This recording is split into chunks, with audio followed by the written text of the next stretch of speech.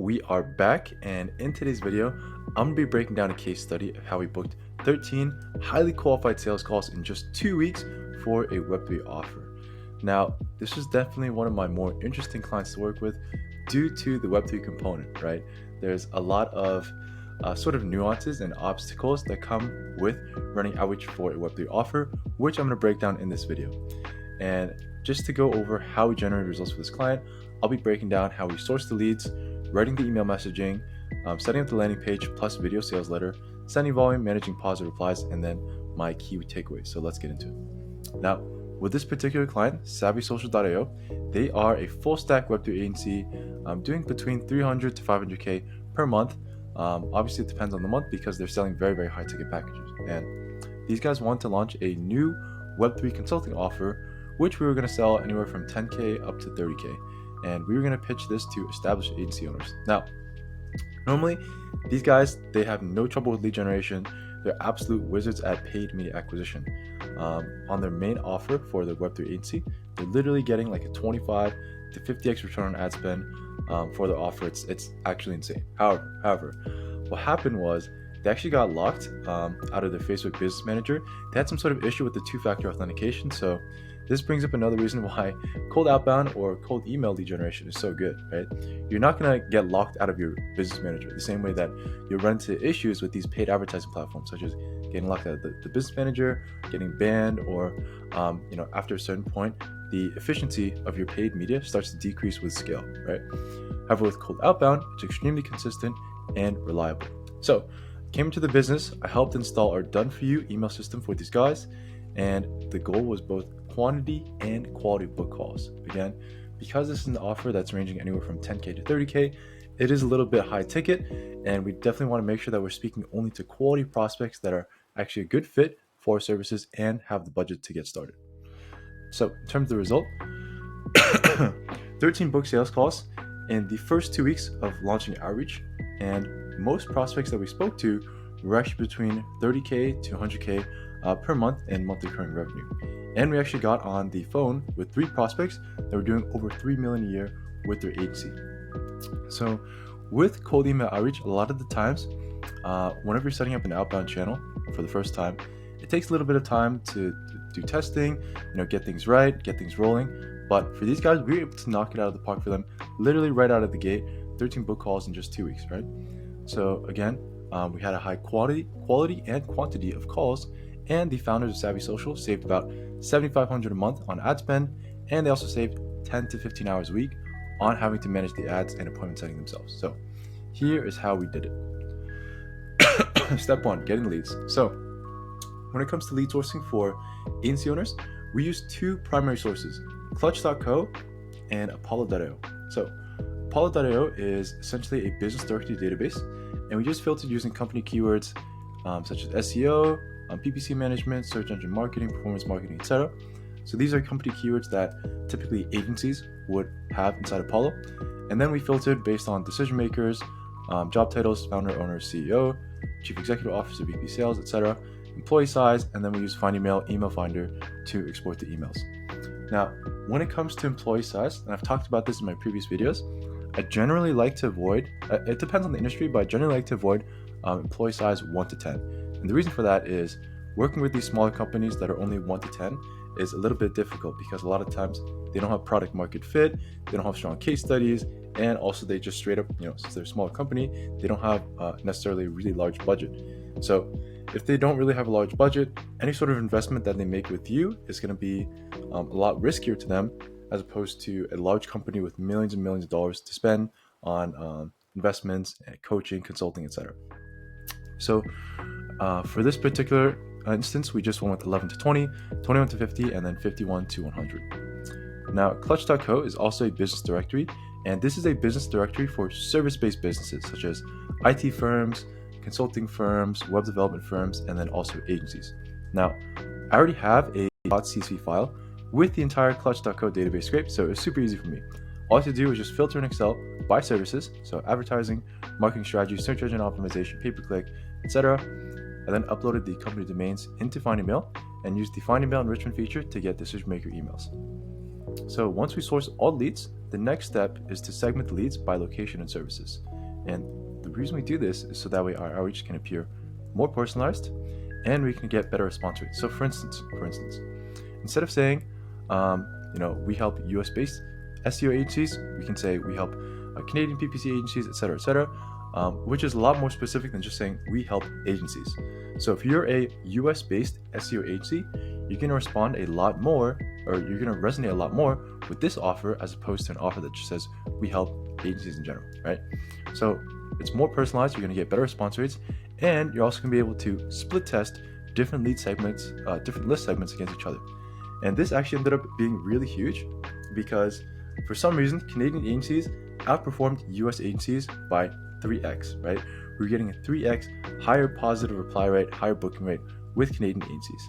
Now, I'm not entirely sure why this is. It might just be because businesses in the US, they tend to get pitched a lot more over cold email. Canadian agencies, it's a little bit less of a unsaturated, a little bit more of an unsaturated, untapped market. So what we did was we just doubled down on Canadian agencies.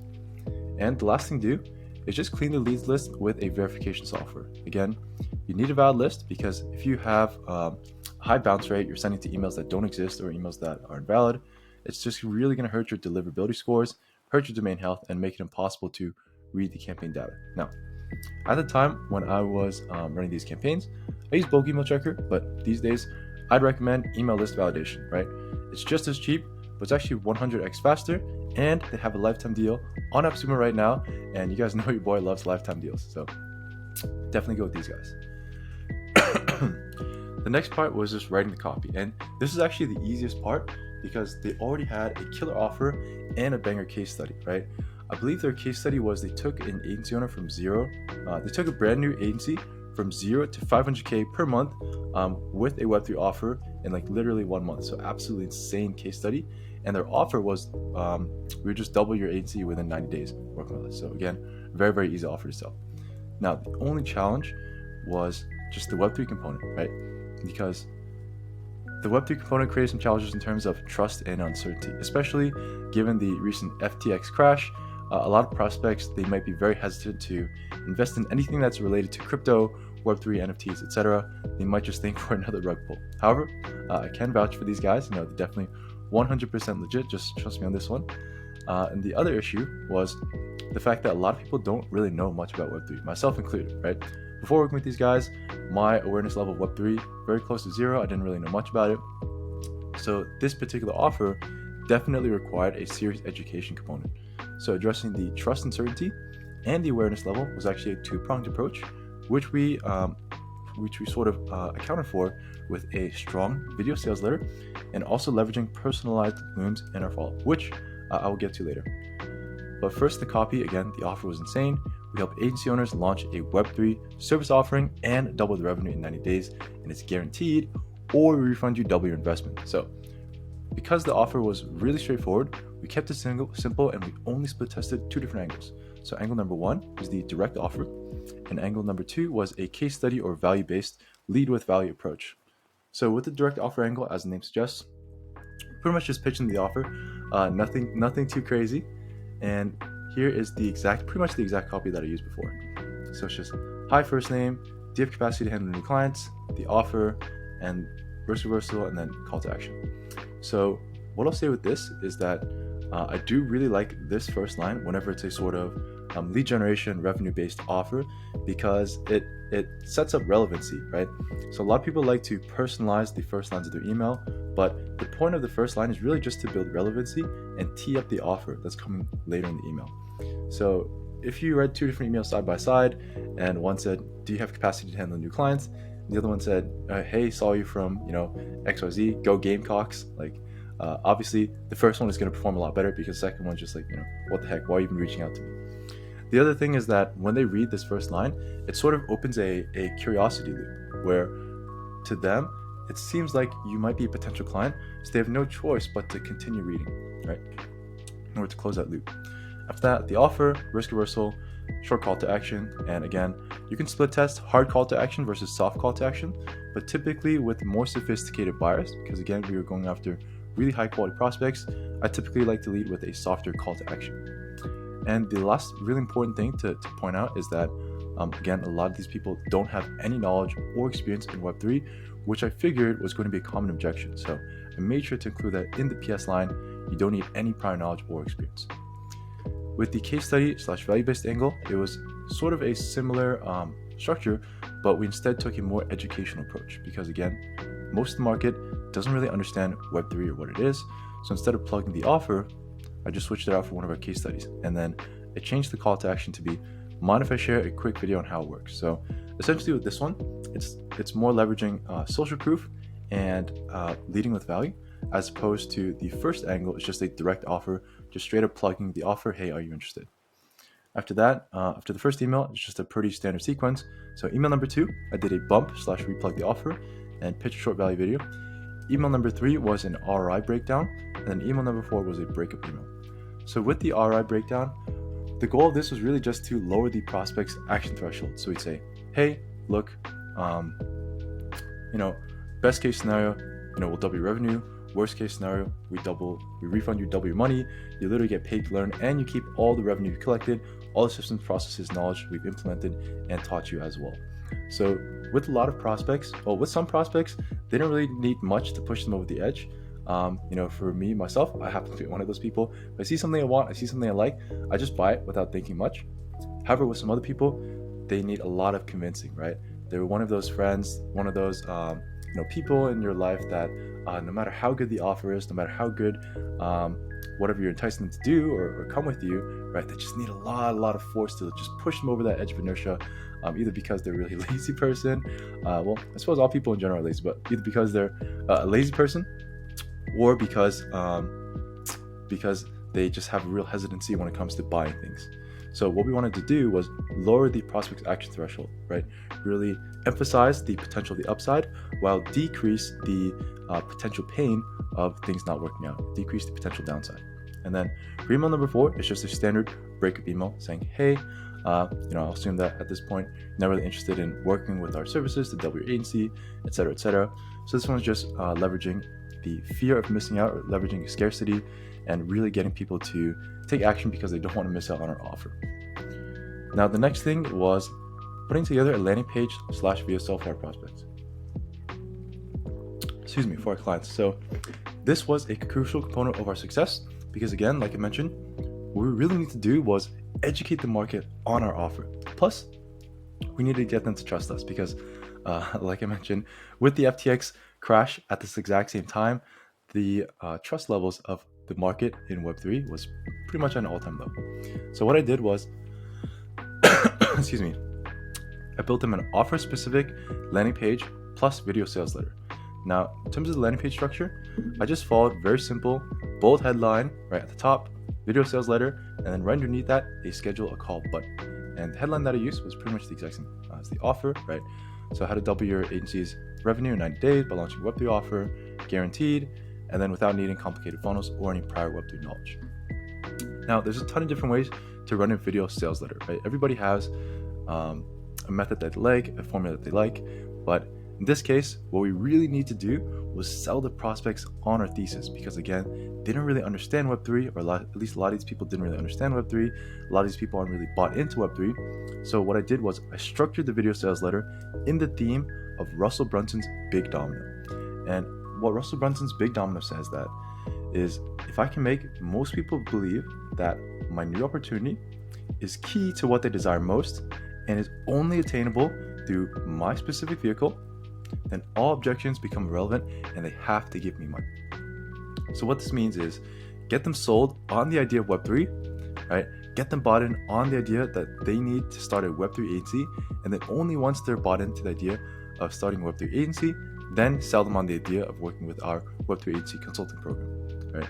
And this is exactly how it looked for us. So when it came to selling them on the idea of a Web3 agency, I talked about stuff such as the fact that it's a growing market, it's a blue ocean, there's a ton of demand out there right now, but not a lot of Web3 agencies to service all the growing demand.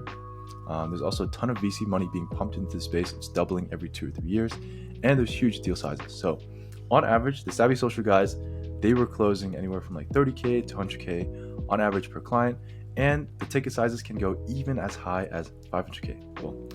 So yeah, I might have to start a Web3 agency myself in 2023. But yeah, once they were sold on the concept of Web3 agency, once they're bought into this thesis, then and only then would I sell them on trying out the vehicle, which was our hybrid done for you, done with you Web3 consulting program, right? And leveraging this big domino theory for my own business, it kind of goes like this. So first, I want to sell prospects on the idea of using cold email as B2B lead generation, right? I need to make sure that they understand the power of cold email, they're bought into cold email, and why they should use cold email as opposed to leveraging other methods such as cold calling or paid advertising. And then, and only then, once they're sold on the idea of cold email, that's when I sell them on the idea of using cold email through my agency, right? Which would be, why you do it with my agency as opposed to doing it themselves or doing it with a different agency. Because if I try to sell them, hey, work with my cold email agency, hey, work with my cold email agency, but they don't even believe that cold email can work, right? Then there's no point. I first need to get them bought in on the process, then I get them bought in on myself or my own business. And this principle is extremely important for any of your own sales calls too, right? There's no point in asking people to work with your business if they aren't even sold on the idea of the process that you guys are leveraging, right? You have a 0% chance of closing a deal like that in my experience. The next thing is sending volume. So when it came to sending volume, we were sending about 750 emails per day across all of our campaigns. And with this particular client, there was definitely a little bit of a urgency or a time crunch when it came to launching this offer, right? We want to launch this offer ASAP. So what we did was we used my pre-warmed generic inboxes as opposed to setting up new inboxes and warming for 2 weeks. So typically the way launching cold email campaign goes is you buy the domains, buy the inboxes, set everything up, and then you need to let it go through a warming process of between 2 to 4 weeks. However, for my agency, we already had generic inboxes that are pre-warmed, ready to go. So I pretty much just ran those from day one for this client.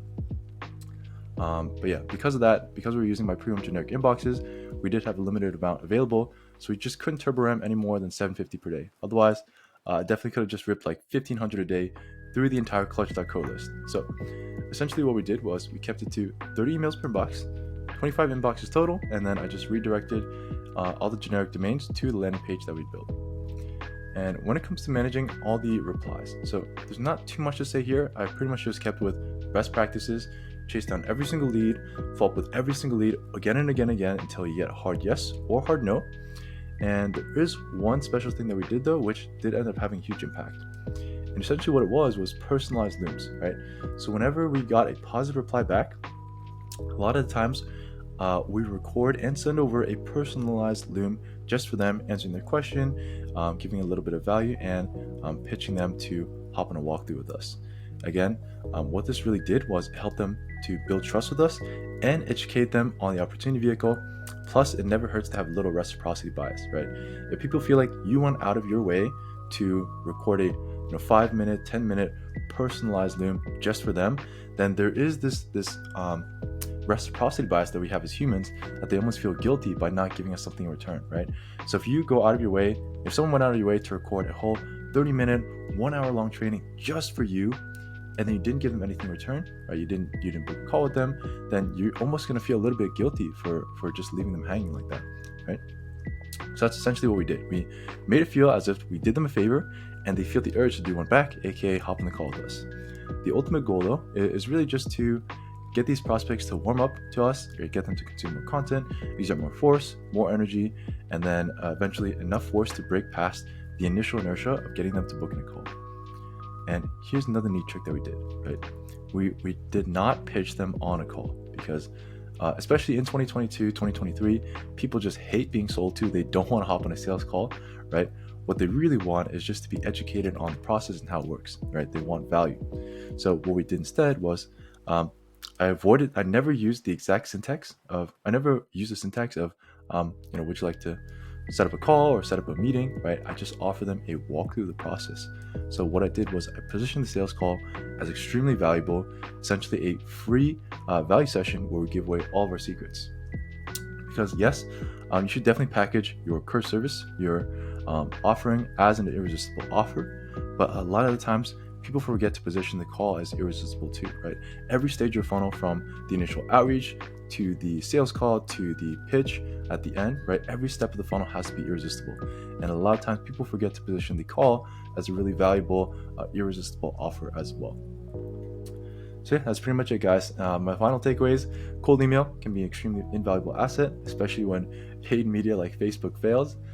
Essentially, with these guys, we're able to consistently book calls right out of the gate with high quality prospects and for dirt cheap too. Right? It didn't cost a single penny in ad spend, which is, I guess, just another pro of being locked out of your Facebook Business Manager, right? These guys saved like $7,500 a month in ad spend and 10 to 15 hours a week on having to manage the system themselves. So even if you're currently running paid traffic, I would definitely recommend, consider adding on B2B cold email as a channel. You'd be pleasantly surprised. Another key takeaway from this experience is don't forget to account for market awareness, right? If you're pitching Facebook ads, you're pitching TikTok ads, Google ads, it's pretty straightforward, right? People understand what you're offering. But if you're pitching something unique, like a Web3 consulting offer, then you want to make sure you account for the market's level of understanding, right? Are they problem aware? Are they solution aware, etc.? So yeah, that's pretty much it. Thanks again for supporting. Again, I really appreciate each and every one of you guys. The growth of this YouTube channel has been great so far to see, and I'm genuinely enjoying making all these videos. So make sure to subscribe, follow me on Twitter so I can keep sharing more value like this. And thank you guys again so much for watching. Take care now.